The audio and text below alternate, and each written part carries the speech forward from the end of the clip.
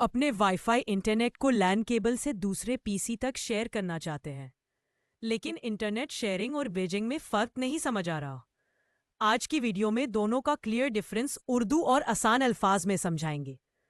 अस्सलामु अलैकुम, मैं हूं मिर्जा नुमैर, एक आईटी कंसल्टेंट और टेक एजुकेटर, और मैं हूं उनकी एआई असिस्टेंट। मेरा जहां इल्म, टेक्नोलॉजी और सीखने का सफर आपके लिए होता है आसान और दिलचस्प, ये है Mirza Numair computer tips and tricks channel.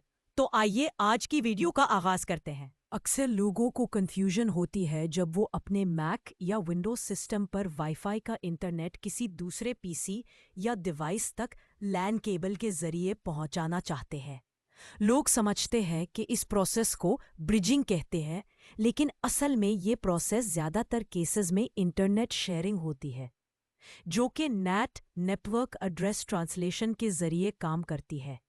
जब आप अपने मैक में इंटरनेट शेयरिंग इनेबल करते हैं, तो आपका मैक एक छोटी सी राउटर मशीन बन जाता है।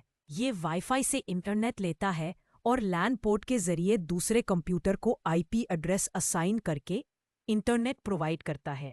इसके बरक्स नेटवर्क ब्रिजिंग एक मुख्तलिफ प्रोसेस होती है।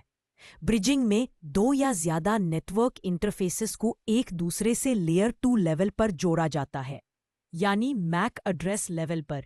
इसमें नेट नहीं होता और डिवाइसेस एक ही नेटवर्क के अंदर सेम आईपी रेंज में कम्युनिकेट करते हैं, बिल्कुल ऐसे जैसे कि एक फिजिकल स्विच में कनेक्टेड डिवाइसेस कम्युनिकेट करते हैं। विंडोज में ब्रिजिंग GUI से आसानी से होती है, लेकिन मैकओएस में ब्रिजिंग का ऑप्शन बाय डिफ़ॉल्ट GUI में अवेलेबल नहीं होता, बल्कि